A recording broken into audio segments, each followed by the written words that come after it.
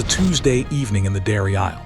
Fluorescent light, that low refrigeration hum, condensation beating on a plastic gallon jug. You do what almost everybody does. You reach past the front row, feel for the coldest jug in the back, and you turn it to find the date. April 11th. Good. Into the cart it goes. Here's the thing. That date was not set by the Food and Drug Administration. For milk sold in most of the United States, there's no federal rule that says what it means, or that it has to be there at all. It's a quality estimate written by the processor. And the tiny two-part number stamped near it, the one you've never once looked at, that one is federally tracked. It tells you which plant filled the jug. So what are you actually reading? If you like knowing exactly what you're holding before you pay for it, subscribe. This channel reads labels, regulations, and recall notices, nothing invented. Next few minutes, that jug in your fridge is going to look very different. Start with the obvious question. Why does milk get more blind trust than almost anything else you buy? Because it looks like a solved problem. It's white, it's cold, it costs a few dollars, and it's been in that same spot in that same store your whole life. There's nothing to decode. You're buying a commodity, and commodities feel honest. But walk the case slowly and count the decisions you're actually making. Whole 2%, 1% fat-free, organic or conventional, lactose-free, ultra-filtered high protein, shelf-stable in a box on a dry aisle. A2, grass-fed, non-homogenized with the cream line at the top. Half-gallon in a paper carton, gallon in translucent plastic, quart in glass with a deposit. Each of those is a different legal category or a different marketing claim, and some of them are neither.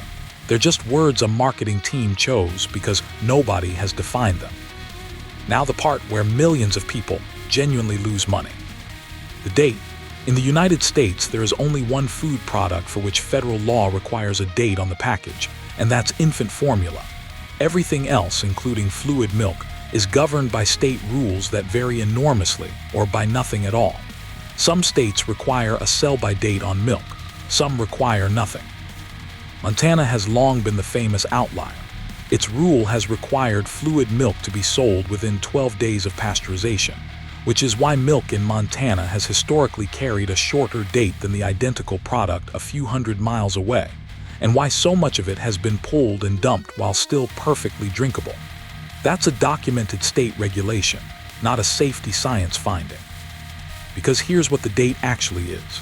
The processor runs shelf life trials, decides how long the product holds its quality under expected handling, and prints a date with a margin built in. It's a quality promise, not a poison line. Pasteurized milk that has been kept properly cold does not turn dangerous at midnight. It turns sour slowly, and it tells you loudly with its smell before it ever becomes a real problem.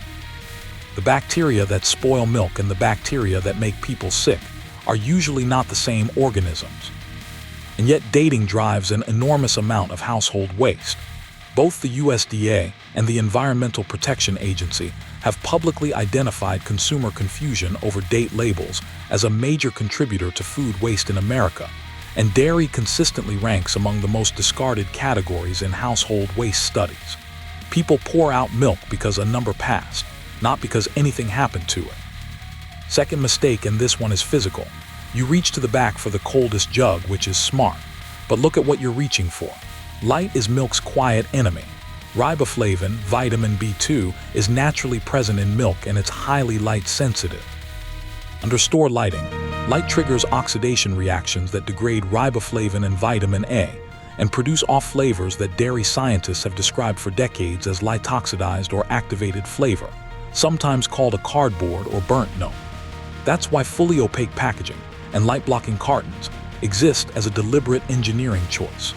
A translucent white jug sitting under bright case lights for 2 days is not the same product as the same milk in an opaque container. Third mistake, temperature at home. The refrigerator door is the warmest part of the fridge, and it's exactly where the milk goes in most kitchens because that's where the shelf is shaped like a jug. Every swing of that door is a temperature swing. The FDA's own consumer guidance is straightforward on this point. Keep the refrigerator at 40 degrees Fahrenheit or below and store perishables on interior shelves. Milk kept steadily at 38 degrees on a back shelf outlives milk kept at 44 in the door, easily, often by many days. So before we even touch a claim or a code, 3 things are already true. The date is softer than you think. The package is doing more work than you think. And your own fridge is quietly deciding the outcome. Now let's find out what the words on that label are legally allowed to mean. Grab a jug and read it like a lawyer would, because that's how it was written. Start with the product name. In the United States, milk has what regulators call a standard of identity, published in the Code of Federal Regulations, Title 21, Part 131. Whole milk under 21 CFR 131.11 must contain not less than 3 1/4% milk fat and not less than 8 1/4% milk solids not fat. That's the definition, not a suggestion, a legal composition. Low-fat and non-fat milks have their own sections, and since the FDA's nutrient content claim rules took effect in the late 90s, the naming follows the general food rules. Fat-free or skim sits below half a gram of fat per serving. 1% qualifies for low-fat, and 2% cannot be called low-fat at all, which is why the case says reduced fat 2%.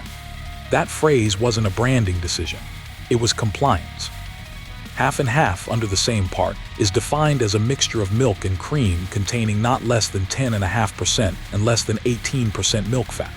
Light cream, whipping cream, heavy cream, each has its own fat window.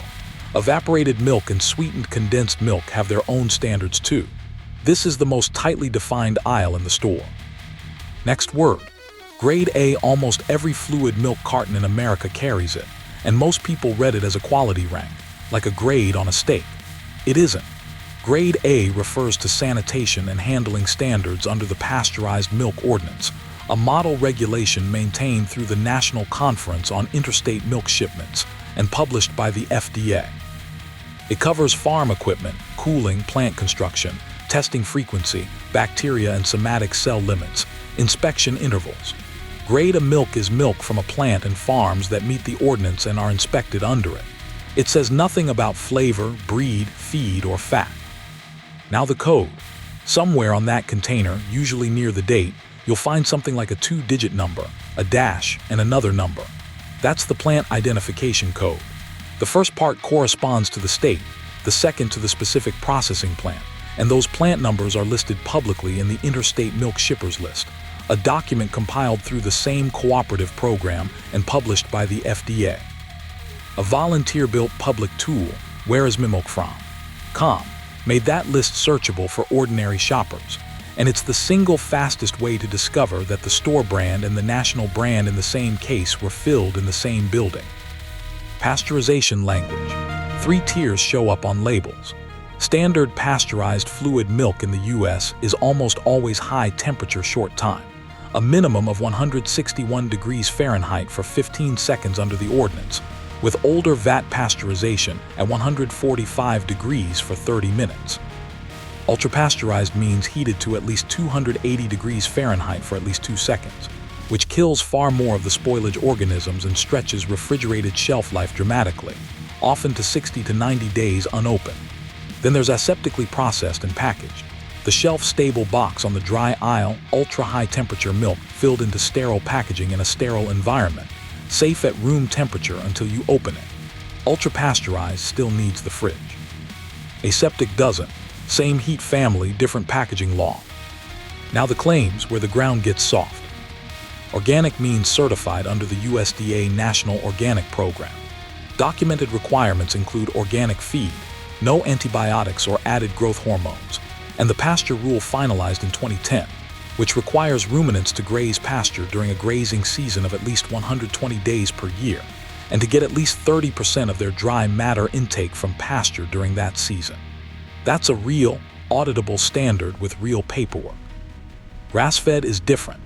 The USDA's Agricultural Marketing Service had a grass-fed marketing claim standard and withdrew it in January 2016, leaving the term to be verified through private certifiers or company programs rather than one uniform federal definition. 2 grass-fed cartons can mean 2 different things. Hormone labels have their own strange history. After the FDA approved recombinant bovine somatotropin in November 1993, the agency issued interim guidance in 1994 on voluntary labeling, and the practical result is the sentence you still see in small print. a statement that no significant difference has been shown between milk from treated and untreated cows. That disclaimer is why the phrase hormone-free doesn't appear as such, since all milk contains naturally occurring hormones. Lactose-free means the enzyme lactase was added to break lactose into simpler sugars, which is also why it tastes sweeter. A2 refers to the beta-casein variant produced by certain cows, a genuine protein difference, marketed with digestive comfort claims that remain debated in the published literature. Read the words, then check which ones somebody had to prove. Every rule on that carton is a scar. Here's where they came from. Go back to New York City in the spring of 1858. The city was growing faster than its food supply, and distilleries in Manhattan and Brooklyn had figured out a business model. Keep cows in sheds beside the still, feed them the hot spent mash left over from making whiskey, and sell the thin bluish milk that came out. It was called swill milk. In May 1858, Frank Leslie's illustrated newspaper ran a long, ferocious illustrated campaign against the trade, with engravings of animals in filthy stalls, some too weak to stand. Reporting at the time associated the practice with thousands of infant deaths in the city, and figures cited in that era's press and later public health writing have been debated ever since as to precision, but the scandal itself is thoroughly documented. It produced New York state legislation in 1862 restricting the sale of adulterated and swill milk, and it planted the idea in the American mind that milk could be a weapon. What made it worse is that milk was routinely stretched. Water, chalk, starch, molasses for color, and in some documented cases, formaldehyde or borax used as a preservative to keep warm milk from souring on the wagon. Chemists working for state boards and later for the federal government cataloged this. Harvey Wiley, chief chemist of the Department of Agriculture, spent years publicizing adulteration in the American food supply, work that fed directly into the Pure Food and Drug Act signed in 1906. Meanwhile, the science arrived. Louis Pasteur's heat work in the 1860s was aimed at wine and beer, but by the 1880s German researchers, notably Franz von Soxhlet in 1886, were arguing for heating milk destined for infants. Nathan Strauss, the merchant who co-owned Macy's, opened milk depots in New York beginning in 1893, selling pasteurized milk cheaply to poor families, and the mortality figures from those depots became part of the public argument. Chicago is generally credited with the first big compulsory move, adopting a pasteurization requirement for its milk supply in 1908, with other cities following through the 1910s and 20s. The federal framework came next. The Public Health Service published the first Standard Milk Ordinance in 1924, the ancestor of today's Pasteurized Milk Ordinance, and it's been revised roughly every 2 years ever since. That document is the reason the plant code exists, the reason inspection intervals exist, and the reason grade A means anything at all. But regulation only holds when the machinery holds. In March and April 1985, the largest confirmed outbreak of salmonellosis in United States history was traced to pasteurized 2% milk produced at the Hill Farm Dairy in Melrose Park, Illinois, which supplied Jewel food stores. Public health investigators documented more than 16,000 laboratory-confirmed cases, with estimates of the true number running far higher, and multiple deaths were associated with the outbreak. The organism was Salmonella typhimurium. This was pasteurized milk from a modern plant in a major American city, and the investigation focused on the possibility of cross-connection, allowing raw milk to contaminate pasteurized product. The plant did not reopen. The outbreak reshaped how the industry thinks about post-pasteurization contamination, plumbing design, and cross-connection control. 2 years later came the rule most people have never heard of. Effective in 1987, the FDA banned the interstate sale of raw milk for human consumption in final package form. Within a state, raw milk law is still a patchwork. Some states allow retail sale, some allow only on-farm sale, some allow herd shares, some prohibit it entirely. That patchwork is why the raw milk argument never ends, and why the CDC continues to publish outbreak data attributing a disproportionate share of dairy-linked illness to unpasteurized products. Dates got their own moment. In 1994, the FDA formalized labeling for the hormone question. In 1996, the the Second Circuit Court of Appeals decided International Dairy Foods Association versus AIMSTA, striking down Vermont's law that had required labeling of milk from treated cows, on the grounds that consumer curiosity alone wasn't sufficient to compel that speech. Whatever you think of the outcome, the case is why the market settled on voluntary claims plus the disclaimer, instead of mandatory disclosure. And in April 2024, when highly pathogenic avian influenza H5N1 was confirmed in United States dairy cattle, the FDA ran retail sampling of pasteurized milk. The agency publicly reported finding viral genetic fragments in some samples, but stated that testing of those samples found no live, infectious virus, and reaffirmed that pasteurization is expected to inactivate it. Fragments are not infection. That distinction got lost in a lot of headlines, and it matters. Every one of those events left a line of text on your carton. Now the practical part. Here's how to work a milk label in about 20 seconds without naming a single brand, because these rules hold across the whole category. Rule 1. Read the ingredient line before you read the front. Plain pasteurized milk has an ingredient list that's almost insultingly short. Milk, and then the vitamin additions. Vitamin D fortification is voluntary for whole milk, but has been standard practice in the United States since the 1930s, when fortification helped push rickets out of American childhood. For reduced fat, low-fat, and fat-free milks, vitamin A must be added because vitamin A rides with the fat and leaves with it. So on skim, you'll typically see vitamin A palmitate and vitamin D3. That's normal. That's the standard doing its job. Rule 2. Anything past those 3 items is a signal, not automatically a problem, but a signal that you're holding a formulated product rather than plain milk. Lactase enzyme means lactose-free. Milk protein concentrate, milk protein isolate, or the phrase ultra-filtered, means the milk was pushed through membranes to concentrate protein and remove some lactose and some minerals, which is a real documented process and the basis of the whole high-protein dairy segment. Stabilizers and gums show up in flavored milks, in creamers, and in some reduced-fat dairy drinks. Carrageenan is the famous one, and it's worth knowing that the National Organic Standards Board voted in November 2016 to remove carrageenan from the national list for organic products, a change that took effect in 2018 after review. If you see gums in something calling itself milk, you're usually looking at a dairy beverage, not a standardized milk. Rule 3. Find the heat statement. Pasteurized means normal refrigerated shelf life, usually somewhere between about 10 and 21 days from fill under good cold chain. Ultra-pasteurized means a much longer refrigerated life, often 60 days or more unopened, at a cost most tasters can detect. The heat drives cooked and slightly caramelized notes because milk sugars and proteins react at those temperatures. Almost all organic milk in American supermarkets is ultra-pasteurized, which surprises people. That's a distribution decision, not an ideology. Organic volumes are smaller and ship further, so longer life is economically necessary. Rule 4. Find the plant code and actually look at it. 2 numbers, state and plant. If you compare the store brand and the premium brand and the codes match, you've learned something no advertisement will tell you. Same building, same intake, often same tanker. What can still differ is the specification, the standardization of fat, the vitamin blend, the packaging barrier, and the rotation speed. Same plant does not always mean identical product, but it removes the fantasy of 2 different worlds.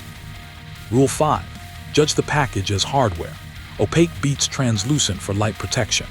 Paperboard cartons and light-blocking plastics protect riboflavin and vitamin A better than clear or lightly tinted jugs under retail lighting. That's the reason for the whole light-blocking packaging category. If your store keeps milk under bright case lights all day and you're sensitive to off flavors, pick the opaque option. Rule 6. Understand what the date is not measuring. It assumes an unbroken cold chain. The moment that jug rides warm in a car in July, the clock changes and the printed date stops being accurate in your favor. Conversely, a jug that never rose above 38 degrees can be perfectly good well past the date. Trust your nose and your eyes. Milk going off smells sour before it looks wrong, and it will thicken or bead slightly against the glass. Any bulging, any gas, any pink, yellow, or gray color, any visible mold on the spout, that's a discard, no debate. Rule 7. Match the claim to the evidence behind it. Organic carries a certifier and an audit trail. Grade A carries an ordinance and an inspection. A2 carries a defined protein variant. Grass-fed carries whichever private program the company chose after the federal standard was withdrawn. Farm fresh, natural, pure, family farm, wholesome from happy cows. None of those are regulated terms in this category. They aren't lies, they're decoration. Rule 8, and it's the one that saves the most money. By the size you'll finish. Milk's shelf life is measured from the moment you open it, not from the date printed. Every pour introduces air and room temperature bacteria to the headspace. A half-gallon finished in 4 days beats a gallon half poured out at day 9, every single time, even though the gallon looked cheaper per ounce on the shelf tag. 20 seconds. Ingredient line, heat statement, plant code, package. Then decide. The strangest documented case in dairy isn't about milk going bad. It's about milk being made to lie on a test. September 2008, China. Reports began surfacing of infants with kidney stones, an almost unheard-of condition in babies. On September 11, the Sanlu Group, one of the country's largest dairy companies, publicly acknowledged that its infant formula had been contaminated. Within days, the story exploded across the country and then the world. Chinese authorities reported that roughly 300,000 infants and young children were affected, with tens of thousands hospitalized and 6 confirmed deaths. The World Health Organization called it one of the largest food safety events it had dealt with in years.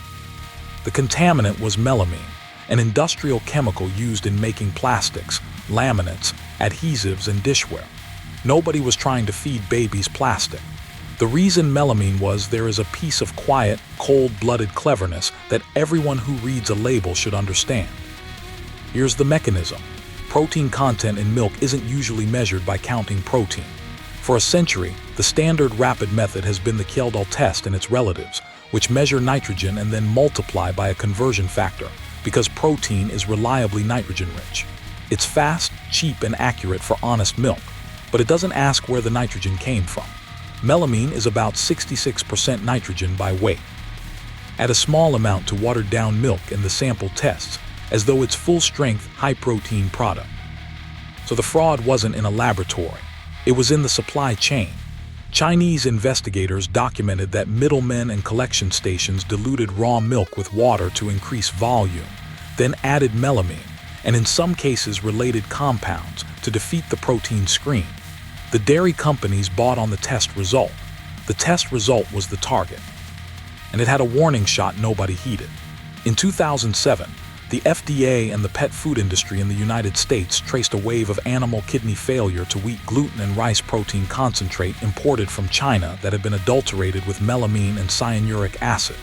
Millions of packages were recalled, and the FDA published the findings. The same adulteration logic applied to a different protein ingredient 1 year earlier. What came after 2008 is the part that actually changed labels worldwide. Regulators had to invent a limit for a chemical that should never have been in food at all. In 2010, the Codex Alimentarius Commission adopted maximum levels for melamine, 1 milligram per kilogram in powdered infant formula and 2.5 milligrams per kilogram in other foods and animal feed, with a limit for liquid formula added in 2012. Import testing regimes expanded across dozens of countries.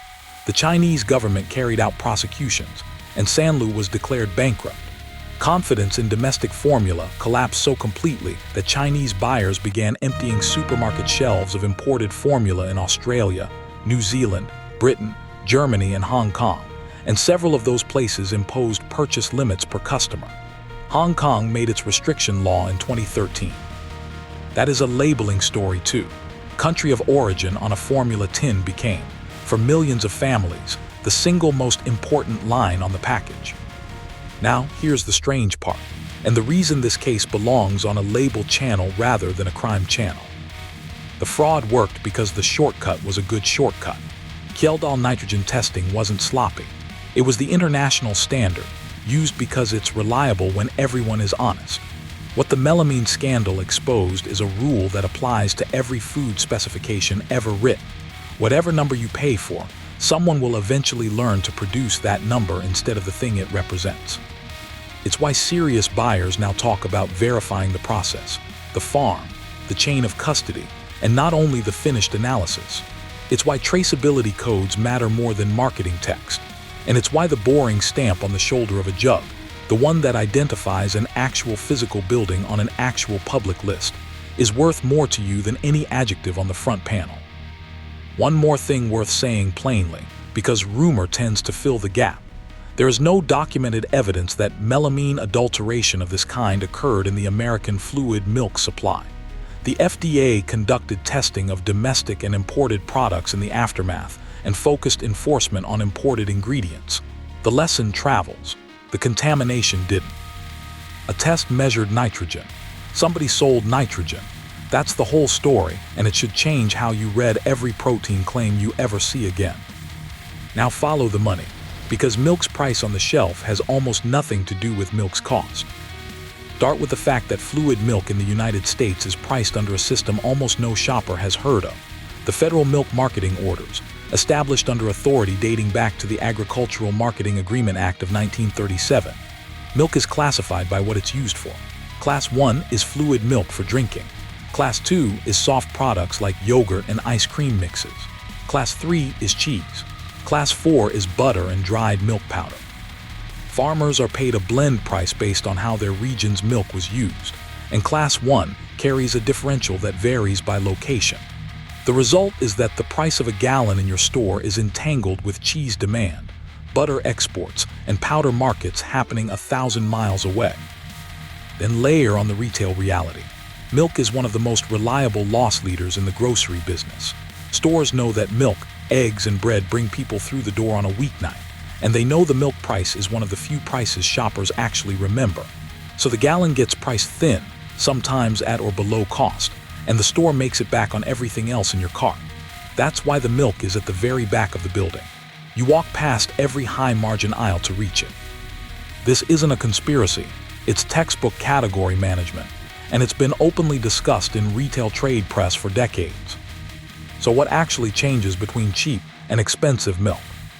Sometimes nothing at the intake. Because of the plant code, you can verify that the private label gallon and the advertised brand were filled in the same facility. The raw milk in a big plant comes from a pool of farms in a defined procurement area and arrives in tankers that get commingled. It is not sorted by brand loyalty. What does change, and here's where the money hides, is specification, packaging, rotation, and program cost. Specification. The fat standardization target the vitamin premix used, the level of protein standardization if any, sometimes the somatic cell count ceiling the buyer demands from the plant. Packaging.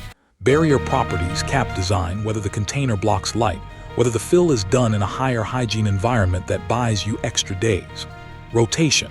A high-volume seller turns over in hours, so it arrives at your fridge younger. A slow-moving premium item may sit longer, which is exactly why so much premium and organic milk is ultra-pasteurized. Program cost. Certification is real money. Organic certification means inspections, records, and a farm that pays substantially more for organic feed. Third-party animal welfare programs mean audits. Those costs are documented and they're on the price tag. The premium tier adds actual processing. Ultra-filtered milk is run through membranes that concentrate protein and casein while letting lactose and some minerals pass, which is how a bottle can carry noticeably more protein and less sugar than plain milk. That's added equipment, added time, added yield loss.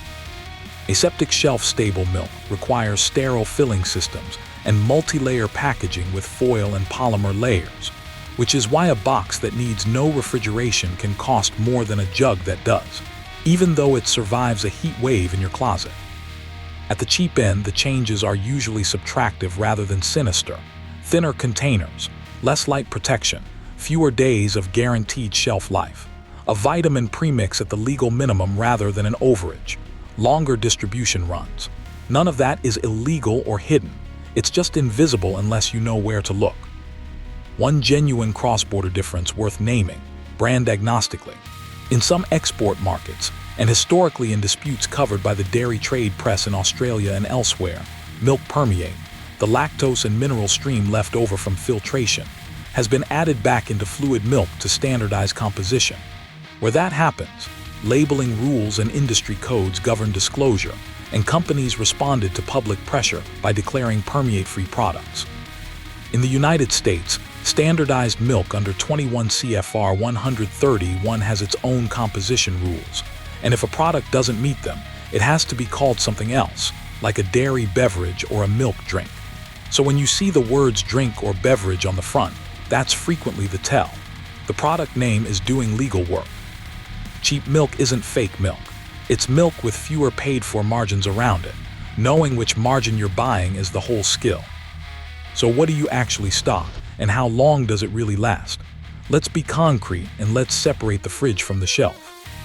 For the refrigerator, the rule is simple.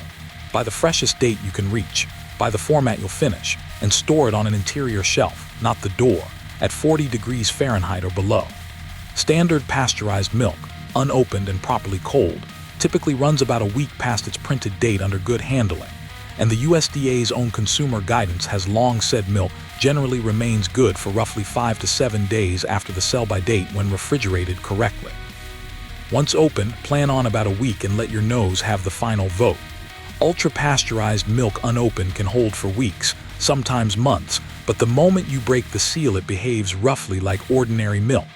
That surprises people who assume the process protects the open bottle. It doesn't. It sterilized the contents, not your kitchen. Freezing works with a caveat. Milk freezes fine and the USDA listed as freezable for about 3 months for best quality. What it does not survive perfectly is texture. Fat and water separate, the emulsion breaks a little, and thawed milk can look grainy. Thaw it in the refrigerator, shake it hard, and use it for cooking, baking, cereal, or coffee rather than drinking cold from a glass. Pour off an inch first, because liquid expands as it freezes and a full jug will split. Now the shelf, which is where the real strategy lives. Aseptic UHT milk in the box is the most underrated item in any pantry. Unopened, at stable room temperature, manufacturers commonly rate it around 6 to 9 months, some up to a year, and the date is a quality date, not a cliff. Store it cool and dark because heat is what degrades it. Once you open a box, it goes in the fridge and behaves like fresh milk, 7 to 10 days. Keep a small stack and rotate it into everyday use so you're always drinking your oldest and buying your newest. That single habit, first in, first out, is worth more than any prepper gadget. Evaporated milk and sweetened condensed milk in cans are the old reliables. Unopened cans stored cool and dry hold quality for a year or more.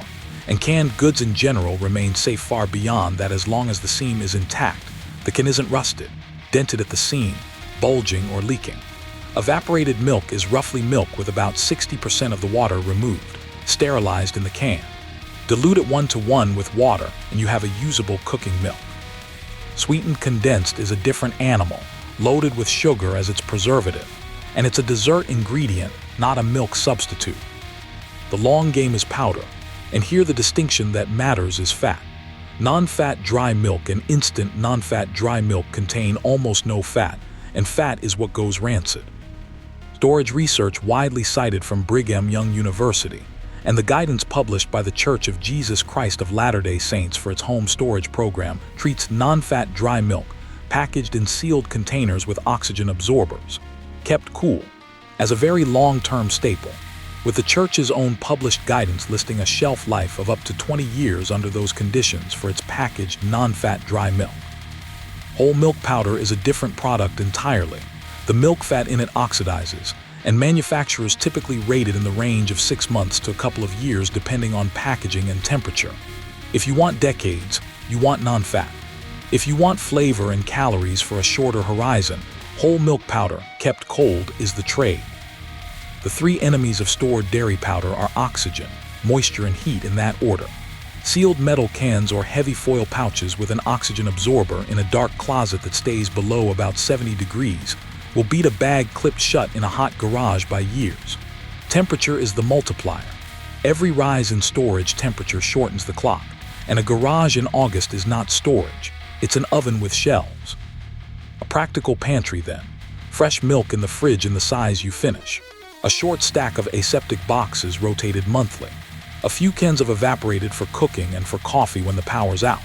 And a sealed can of non-fat dry milk you may not touch for a decade, labeled by hand with the month and year you sealed it, because the most useful date on any container in your home is the one you wrote yourself.